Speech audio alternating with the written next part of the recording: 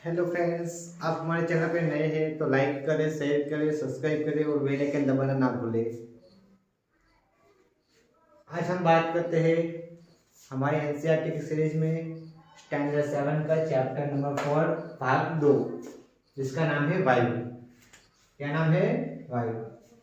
मित्रों, हमारे ध्यान में अनेक प्रश्न उत्पन्न होते हैं, जैसे कि क्या आज वर्षा होगी, क्या आज का दिन साफ होगा, धूप निकलेगी या नहीं निकलेगी। ऐसे सब हमारे मन में अलग अलग प्रकार के विचार होते हैं। तो आज हम बात करते हैं मौसम एवं जलवायु के बारे में। किसके बारे में? मौसम एवं जलवायु के बारे में। मौसम एवं जलवायु।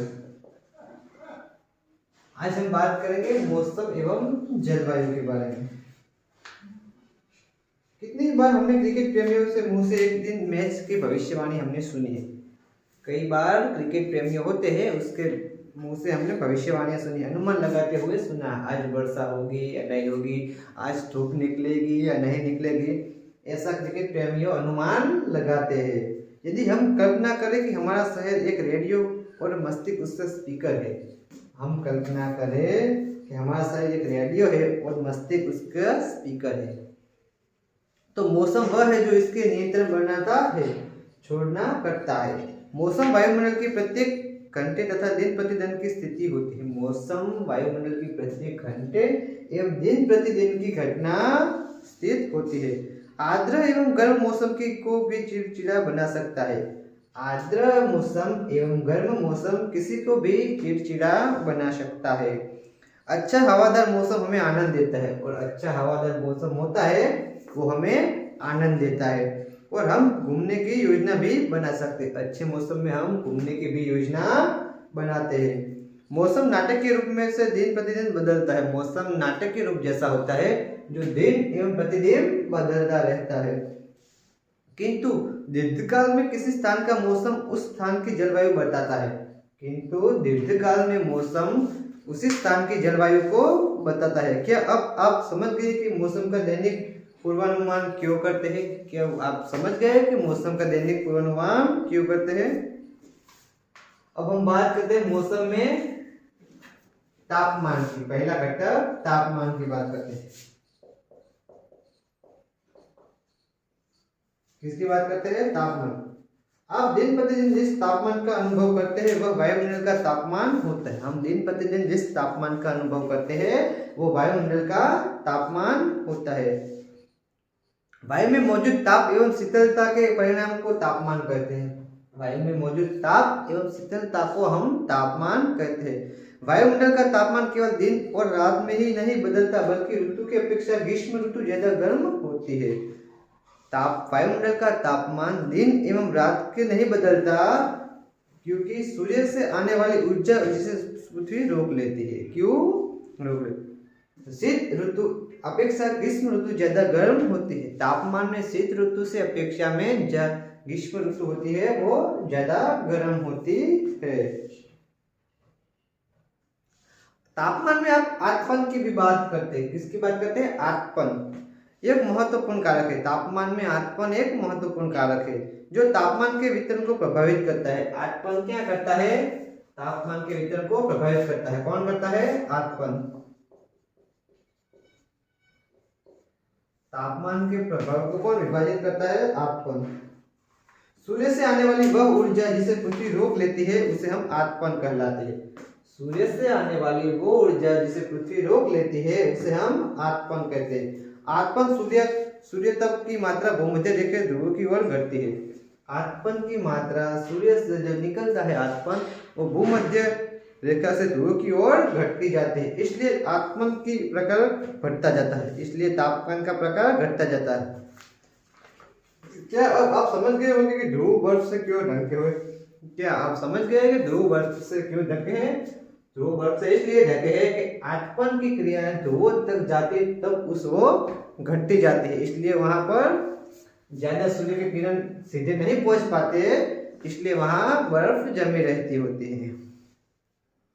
यदि पृथ्वी का तापमान अधिक तक बढ़ जाता है तो यह इतनी गर्म हो जाएगी कि यहाँ कुछ फसलें नहीं उग सकेंगी। यदि पृथ्वी का तापमान बहुत गर्म हो जाएगा तो वो इतनी गर्म हो जाएगी पृथ्वी कि वहां कुछ भी फसल नहीं उग पाएगी। गांव की अपेक्षा में नगरों का तापमान बहुत अधिक होता है। गांव की अपेक्षा में नगरों का तापमान बहुत अधिक होता है। दिन के समय एस्फाल्ट से बनी सड़कें, धातु एवं कंक्रीट से बने भवन गर्म हो जाते हैं। दिन के समय शहर में क्या होता है, दिन के समय एस्फाल्ट से बनी सड़कें एवं धातु कंक्रीट से बने भवन गर्म हो जाते हैं। एस्फाल्ट की सड़क होती है और धातुओं से बने होते हैं भवन कंक्रीट, वो गर्म हो जाते हैं। रात के समय यह ऊष्मा को मुक्त हो जाती है। रात के समय यह ऊष्मा मुक्त हो जाती है। नगर के भीड़ वाले ऊंचे भवन गर्त वायु को रोक लेता है। नगर में जो ऊंचे ऊंचे बिल्डिंग होती है जो गर्त वायु को रोक लेते हैं, जिसके नगरों का तापमान बढ़ जाता है। इस वजह से नगरों में तापमान बढ़ जाता है। अब हम बात करते हैं वायुदाब की। दूसरा है वायुदाब।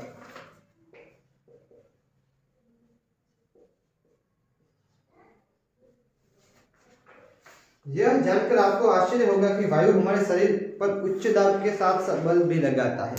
हमें ये जान के आश्चर्य होगा कि वायु हमारे साथ साथ हमारे शरीर के साथ साथ उच्च दाब के साथ साथ बल भी लगाता है, किंतु इसका अनुभव नहीं करते। हम इसका अनुभव नहीं करते।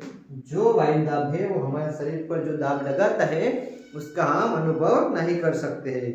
यदि इसलिए होता है क्योंकि वायु का दाब हमारे ऊपर सभी दिशाओं से लगता है। ये हमें क्यों महसूस नहीं होता, क्योंकि वायु का दाब हमारे शरीर में सभी दिशाओं से होता है, इसलिए हम उसे महसूस नहीं कर सकते। और हमारा शरीर विपरीत बल लगाता है, हम उसे महसूस नहीं कर सकते और हमारा शरीर उसे विपरीत बल लगाता है। पृथ्वी की सतह पर वायु के भार द्वारा लगाया गया दाब वायु दाब कहलाता है। पृथ्वी की सतह पर वायु दाब से लगाया गया भार क्या कहलाता है, वायु दाब कहलाता है। वायुमंडल में ऊपर की ओर जाने पर दाब तेजी से गिरने लगती है। वायुमंडल के ऊपर की ओर जाने से जो दाब होती है वो तेजी से गिरने लगता है। समुद्र स्तर पर वायु दाब सर्वाधिक होते हैं। समुद्र स्तर होता है वहां पर वायु दाब सबसे अधिक होता है और ऊंचाई पर जाने पर यह घटता जाता है। समुद्र स्तर पर वायु दाब सबसे अधिक होते हैं। जब जब ऊंचाई पर हम जाते हैं तो वायु दाब घटता लगता है। वायु दाब का क्षेत्रीय वितरण किसी स्थान पर उपस्थित नहीं है। वायु दाब का क्षेत्रीय वितरण स्थान पर उपस्थित वायु के ताप द्वारा प्रभावित होता है। अधिक तापमान वाले क्षेत्र में वायु गर्म होकर ऊपर उठती है, यह निम्न दाब क्षेत्र बनाती है। अधिक तापमान वाले क्षेत्र में वायु निम्न दाब बनाकर ऊपर उठती है, वहां निम्न दाब क्षेत्र बनाती है। जो अधिक तापमान होता है वहां से वायु गर्म होकर ऊपर की ओर उठती है और वहां पर निम्न दाब बनाती है। निम्न दाब बादल युक्त आकाश एवं नम मौसम के साथ जुड़ा होता है। निम्न दाब वायु युक्त आकाश एवं नम मौसम के साथ जुड़ा होता है। कम तापमान वाले क्षेत्रों की वायु ठंडी होती है। कम तापमान वाले क्षेत्रों की वायु कैसी होती है, ठंडी होती है। इसके फलस्वरूप यह भारी हो जाती है। इसके फलस्वरूप यह क्या हो जाती है, भारी हो जाती है। भारी वायु निम्नजित होकर उच्च दाब क्षेत्र बनाती है। भारी वायु निम्नजित होकर उच्च दाब क्षेत्र बनाती है। उच्च दाब के कारण स्पष्ट एवं स्वच्छ आकाश हो जाता है। उच्च दाब के कारण स्पष्ट एवं स्वच्छ आकाश हो जाता है। वायु सदैव उच्च दाब क्षेत्र से निम्न दाब की ओर गमन करती है। वायु सदैव कहां से कहां गमन करती है, उच्च दाब से निम्न दाब की ओर। उच्च दाब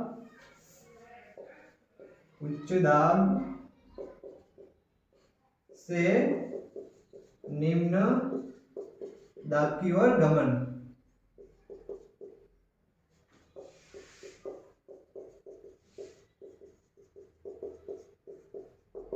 कौन, वायु। वायु हमेशा उच्च दाब से निम्न दाब की ओर गमन करती है। अब हम बात करते हैं पवन की। तीसरा घटक है पवन।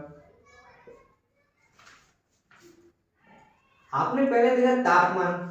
तापमान को मापने की मापक इकाई डिग्री सेल्सियस है। तापमान को किस में हम मापते हैं, डिग्री सेल्सियस में। किसमें,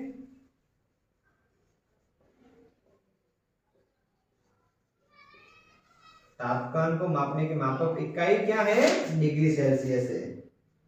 इसका आविष्कार एड सेल्सियस ने किया था। इसका आविष्कार किसने किया था? एयर सेल्सियस ने किया था। सेल्सियस पैमाने पर जल 0 सेल्सियस पर जमता है। सेल्सियस पैमाने पर जल 0 पे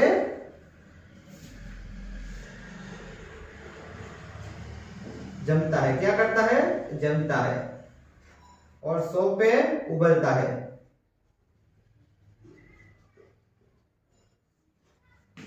सेल्सियस पर 0 पे जल जमता है, जो कि बर्फ हो जाता है। क्या हो जाता है? बर्फ हो जाता है। और 100 से उबलता है। अब हम बात करते हैं पवन की। उच्च दाब क्षेत्र से निम्न दाब की क्षेत्र की ओर वायु की गति को हम पवन कहते हैं। देखो, उच्च दाब क्षेत्र से निम्न दाब के क्षेत्र की गति को हम वायु की गति को हम पवन कहते हैं। आप पवन को काम करते देख सकते हैं। पवन को हम काम करते भी देख सकते हैं। यह सुबह गिरी की पत्तियों को उठा सकती है। यह रोड पर सुबह गिरती पत्तियों को भी पवन उठाती है। अथवा तूफान के समय पेड़ों को उखाड़ देती है। अथवा तूफान के समय पेड़ों को भी उखाड़ देती है। कभी कभी पवन धीरे बहती है तो आप इस महीने धूल में धूल को उड़ाए देखते हैं। कभी कभी जब पवन धीमी गति से बहता है तो हम उसके अंदर जो धूल उड़ी होती है उसको भी हम देख सकते हैं।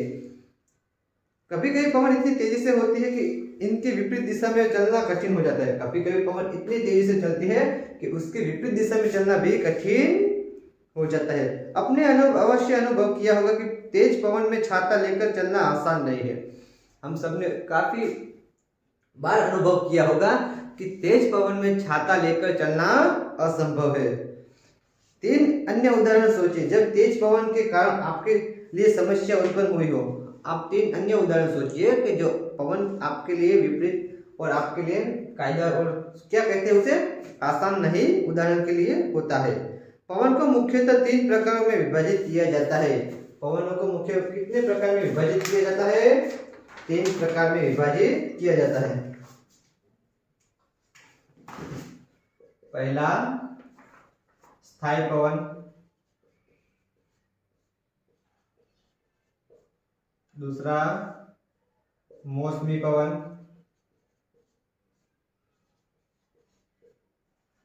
तीसरा स्थानीय पवन।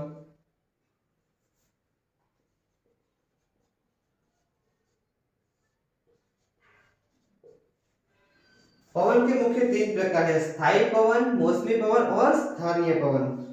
स्थायी पवन में क्या होता है? व्यापारिक पश्चिमी एवं पूर्वीय पवन स्थायी पवन है। व्यापारिक पश्चिमी एवं पूर्वीय पवन स्थायी पवन कहलाते हैं। व्यापारिक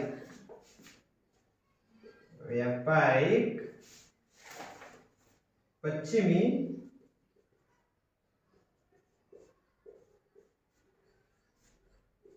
एवं पूर्वीय पवन स्थायी पवन।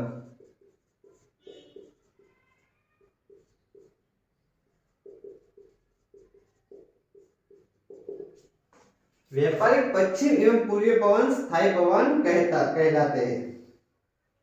ये वर्ष भर लगातार निश्चित दिशा में चलती रहती है। स्थायी पवन होती है वो लगातार वर्ष में निश्चित दिशा में ही चलती रहती है। अब बात करते हैं हम मौसमी पवनों की। ये पवन विभिन्न ऋतुओं में अपनी दिशा बदलती है। देखिए, स्थायी पवन वर्ष भर निश्चित दिशा में चलती है। मौसमी पवन वो ऋतु के अनुसार अपनी दिशा बदलते रहते हैं। उदाहरण के लिए भारत में मानसूनी पवन होती है वो वर्षा लाती है हमारे भारत में, वो अपने ऋतु से अनुसार बहती रहती है। अब हम बात करते हैं स्थानीय पवन की। ये पवन किसी छोटे क्षेत्र में वर्षा या दिन के किसी विशेष समय में चलती है। जो स्थानीय पवन होती है वो किसी छोटे क्षेत्र में वर्षा या दिन के विशेष समय में चलती है। उदाहरण के लिए स्थल एवं समुद्री समय। क्या आप भारत के उत्तरी क्षेत्र की गर्म एवं शुष्क स्थानीय पवन याद है? क्या हमें भारत की गर्म एवं शुष्क स्थानीय उत्तरी पवन हमें याद है, जिसे हम लू कहते हैं? क्या कहते हैं हम? लू कहते हैं। क्या कहते हैं? लू। जो स्थानीय उत्तरीय पवन होती है भारत की गर्म, उसे हम लो कहते हैं।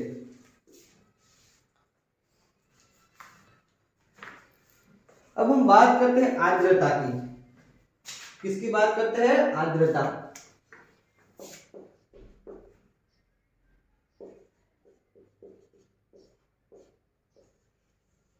आर्द्रता जब जल पृथ्वी एवं विभिन्न जलाशयों से वाष्पित होता है तो यह जल वाष्प बन जाता है। जब जल पृथ्वी एवं विभिन्न जलाशयों से वाष्पित होता है तो यह जल वाष्प बन जाता है। वायु में किसी भी समय जल वाष्प की मात्रा को हम आर्द्रता कहते हैं। आर्द्रता किसको कहते हैं?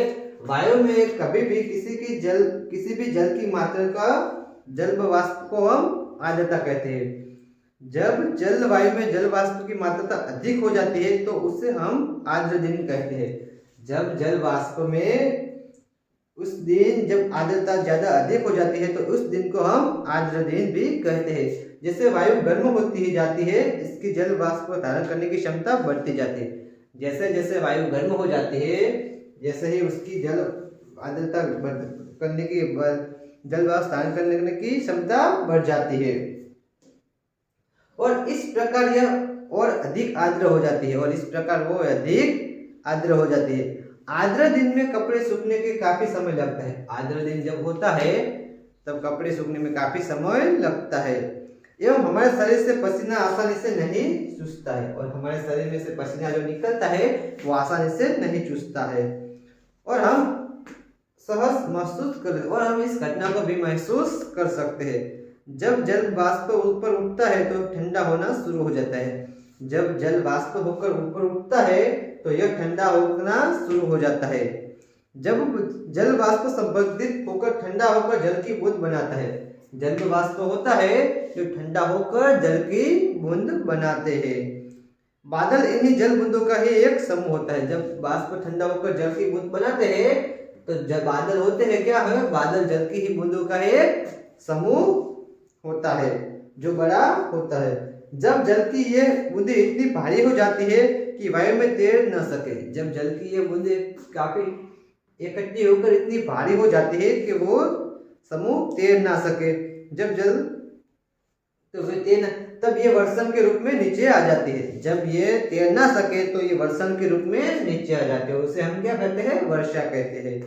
आकाश में उड़ते हुए जेट हवाई जहाज अपने पीछे सफेद पथ चिन्ह छोड़ते हैं। आपने सबने नोटिस किया होगा कि आकाश में जब जेट उड़ते हैं, जेट भी हवाई जहाज, तो उसने अपने पीछे सफेद पथ का चिन्ह छोड़ते हैं। इनके इंजनों से निकले नमी संगठित हो जाती है। इनके इंजनों से जो नमी निकलती है वो संगठित हो जाती है। वायु के गतिमान न रहने की स्थिति में यह संगठित नमी कुछ देर तक पथ पर रुकी रहेगी। वायु की संबंधित गति के संगठित हो न करने के गतिमान रहने की स्थिति से संगठित नमी कुछ देर तक वहां पर थम जाती है। पृथ्वी पर जल के रूप में दिखाई गिरने वाला वर्षण वर्षा कहलाता है। पृथ्वी के ऊपर जल के रूप में गिरने वाला वर्षा वर्षण कहलाता है। क्या कहलाता है? वर्षण कहलाता है। ज्यादातर भौम जल वर्षा जल से ही प्राप्त होता है। ज्यादातर भौम जल वर्षा जल से ही प्राप्त होता है। पौधे जल संरक्षण में मदद करते हैं। पौधे जल संरक्षण में मदद करते हैं। जब पहाड़ी वाष्पों से पेड़ काट जाते हैं वर्षा जल अनावृत पहाड़ों से नीचे बहता है। जब पहाड़ी विस्तारों में पेड़ काटे जाते हैं तो अनावृत पहाड़ों से नीचे बहता है जल एवं निचले इलाकों में बाढ़ का कारण बनता है। एवं निचले इलाकों में बाढ़ का भी कारण बनता है। क्रियाविधि आधार पर वर्षा के 3 प्रकार है। क्रियाविधि के आधार पर वर्षा के कितने प्रकार है? 3 प्रकार है। संवहनी वर्षा, पर्वतीय वर्षा और चक्रवाती वर्षा। वर्षा के 3 प्रकार में कौन कौन से है? देखिए, जस्ट मिनट। मित्रों, आप हमारे चैनल पे नए हैं तो लाइक करें, शेयर करें, सब्सक्राइब करें और बेल आइकन दबाना ना भूलें ताकि हमारा वीडियो सबसे पहले आप तक पहुंच पाए। वर्षा के 3 प्रकार में पहला है संवहनी वर्षा। संवहनी वर्षा। दूसरा है पर्वतीय वर्षा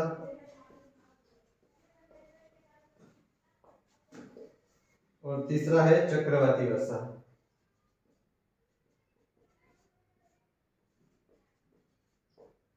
पहला है संवहनीय वर्षा, दूसरी है पर्वतीय वर्षा और तीसरी है चक्रवाती वर्षा।